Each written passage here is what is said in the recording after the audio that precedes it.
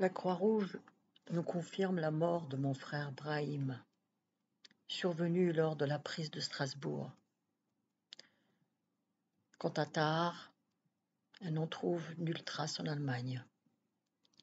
La Croix-Rouge poursuit les recherches sans grande conviction. Tahar est vraisemblablement dans le camp russe en Allemagne, et il est difficile aux enquêteurs de s'y rendre en toute liberté.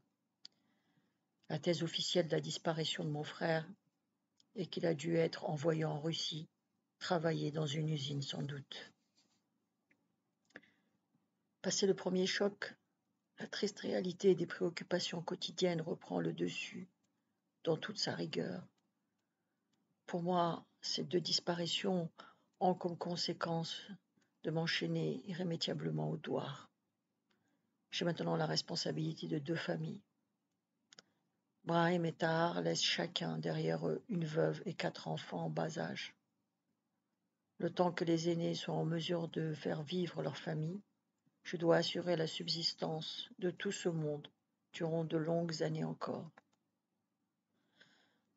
Ce problème est délicat à résoudre car ce n'est pas avec les terres laissées par mes frères que je peux m'en sortir.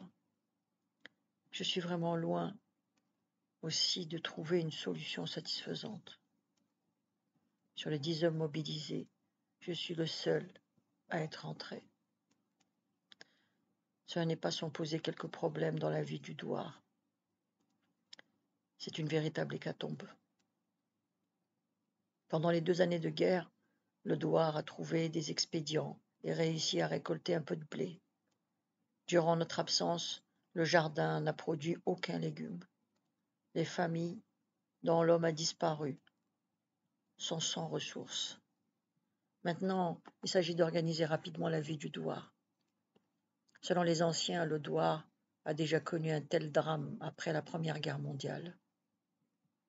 À l'époque, dit-on, le nombre de morts a été supérieur. Le Douar était parvenu malgré tout à surmonter la catastrophe en faisant preuve de beaucoup de sang-froid et d'une solidarité sans faille. Aujourd'hui, les temps ont bien changé et la solidarité d'antan a peu de raisons de renaître. Je suis disposé pour ma part à taire toutes mes rancœurs et à investir toutes mes énergies pour contribuer à relever le Douar. Dès mon arrivée devant l'ampleur du désastre, je me suis mis aussitôt en quête d'un travail en ville. Les familles de mes frères sont dans la misère. Je suis disposé à accepter n'importe quel travail pour leur venir en aide. Chaque jour, je fais du porte-à-porte dans les entreprises de la ville. Il m'aurait été sans doute plus facile de demander la route du paradis à un âne que de recevoir un sourire des colons. Lucette a parlé d'ambiance détestable. Elle a prêché par charité. Je me fais systématiquement éconduire comme si on me témoignait de la gentillesse. Le reste du temps, je suis à 2 doigts de me battre tant je reçois d'insultes. Tous les jours, je fais à pied le trajet entre le Douar et la ville. Le quartier des Chiens perdus a été en majeure partie détruit lors des émeutes du mois de mai dernier. Les baraques qui tiennent encore debout ont été abandonnées par leurs habitants par peur de nouvelles représailles. Les troubles ont débuté par ce quartier et ont ensuite gagné les autres cités.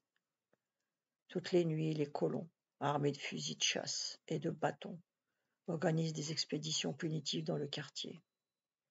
Il ne fait pas bon se promener dehors la nuit tombée. Dans le malheur, on trouve toujours plus bas que soi. Ahmed, mon ami kabyle, est revenu en ville quelques jours après moi. Il est désespéré. Si chaque soir je rentre au Douar à pied, j'ai encore le privilège de retrouver une maison. Ahmed n'a pour ainsi dire plus rien. Il passe ses journées dans le vain espoir de décrocher un travail ou du moins de rencontrer quelques âmes charitables qui lui font l'aumône. À la nuit tombée, il repart dans les campagnes couché au clair de lune. Je ne sais plus comment lui venir en aide. Je lui apporte quotidiennement un peu de nourriture que je prélève sur mes pas. Mais ce n'est pas une solution. C'est pire qu'avant la guerre.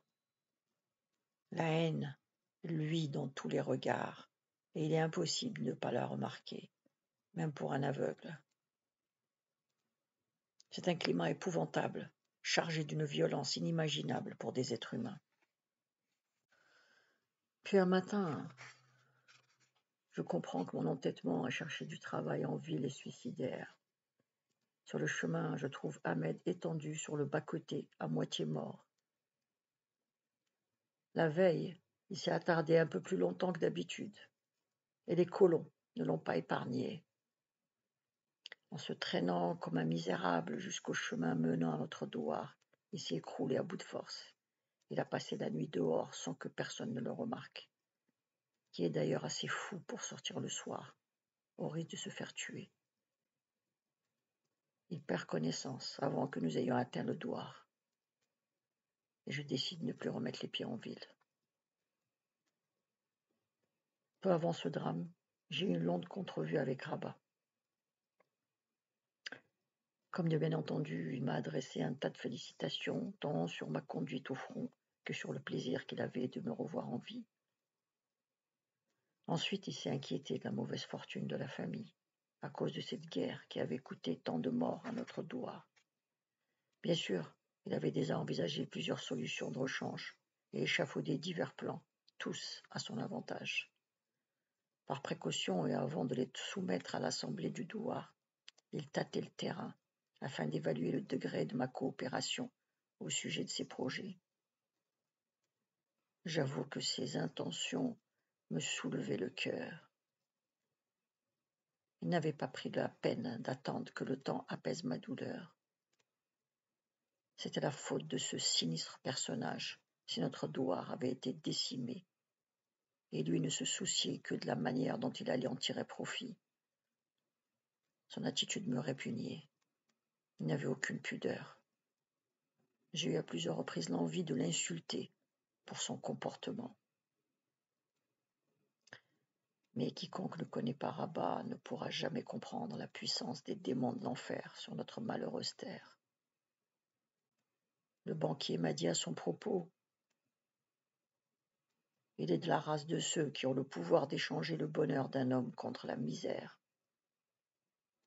et de s'en trouver remercié par ses victimes. Et il avait raison. J'ai eu peur de faire partie de ses prochaines victimes, car ce charognard a tout prévu, même mon dégoût à son endroit. Tu as parfaitement le droit de penser qu'il est indécent de te parler de cela alors que nous sommes plongés dans le deuil. Qui pourrait te blâmer? Mais dans chaque famille, il faut quelqu'un, comme moi, qui tienne le mauvais rôle. Cela n'a rien de réjouissant, ni pour moi, ni pour les autres. Pourtant, je l'accepte, car il est indispensable de tenir le douar la tête haute. Pendant que nous sommes en train de pleurer nos morts et de chercher des coupables, le temps passe et nos problèmes restent sans solution. Nous avons des devoirs à accomplir. Il faut relever le douar dans les plus brefs délais, et cela personne ne pourra le faire à notre place. Il ne sert à rien de fuir nos responsabilités, ni de les reporter en espérant que d'autres les assument à notre place. Il faut penser à toutes les familles qui n'ont rien à manger cet hiver, si nous ne trouvons pas de solution rapidement. Tu sais que je n'ai pas grand-chose à redouter de ce côté-là. Pourtant, je m'inquiète sérieusement de l'avenir de notre famille. Je ferai tout mon possible pour qu'aucune personne ne souffre de la faim. Tu peux ne pas me croire, et je ne souhaite pas te convaincre. J'ai le sang des fils des Mansour qui coule dans mes veines, tout comme toi d'ailleurs, et tu sais ce que cela veut dire, la fidélité et la solidarité à la famille. Pour moi, il n'y a que ça qui importe. Je ne sais pas ce que tu as pu entendre sur moi, mais ça ne m'intéresse pas, car j'ai la conscience tranquille. Je te jure, devant Dieu Tout-Puissant, que je suis intervenu au-delà de mes compétences pour vous éviter de partir au front. J'ai pleuré à votre départ et j'aurais donné toute ma fortune pour empêcher ce malheur. Dieu est témoin, de ce que j'ai enduré durant votre absence. Je me suis promis de vous réserver à chacun une part du produit de mes terres. Dieu en a décidé autrement. Tu es le seul qui a obtenu la grâce de notre Seigneur.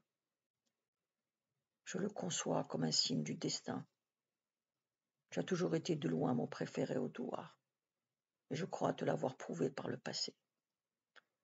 Aujourd'hui, mes sentiments n'ont pas varié, bien au contraire. Dans mon cœur, tu demeureras mon fils, quoi qu'il arrive.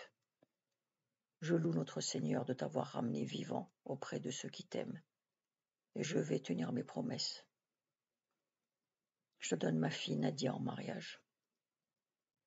Elle est en âge de fonder un foyer, et depuis longtemps, elle a consenti à t'épouser.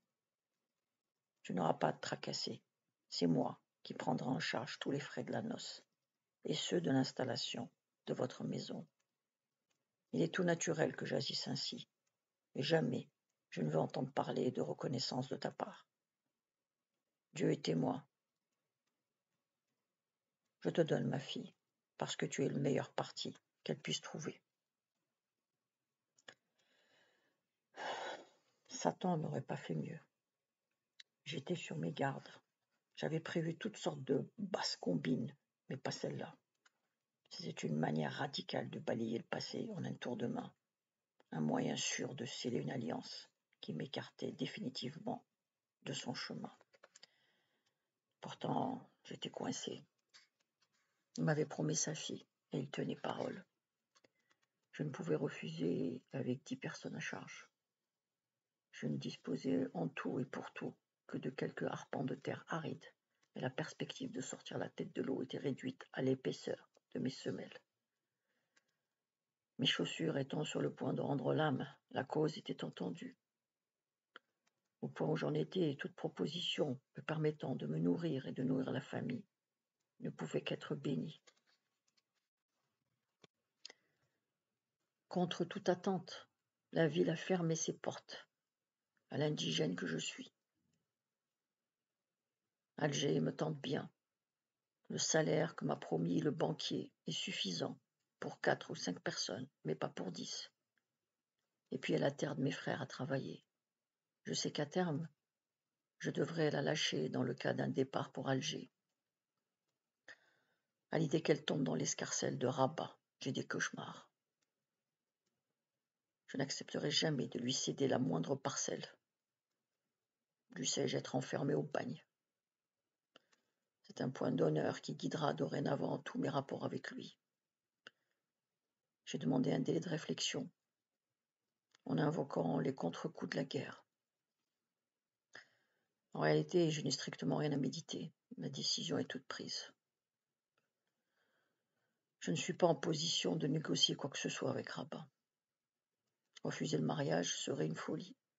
Rabat dispose de tous les atouts. Il peut aussi user de l'ultime recours de l'arbitrage familial, qui ne serait d'ailleurs qu'une banale formalité pour lui.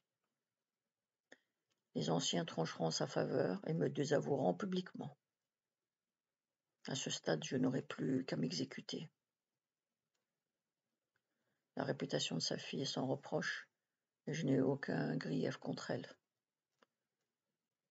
Je fais donc patienter Rabat pendant 2 semaines, une façon de marquer mon indépendance et de laisser passer l'assemblée du douar. Je conserve du même coup une marge de manœuvre qui pourrait le contrer en cas le cas échéant. Sitôt marié, je deviendrai son obligé. Ainsi le veut la tradition.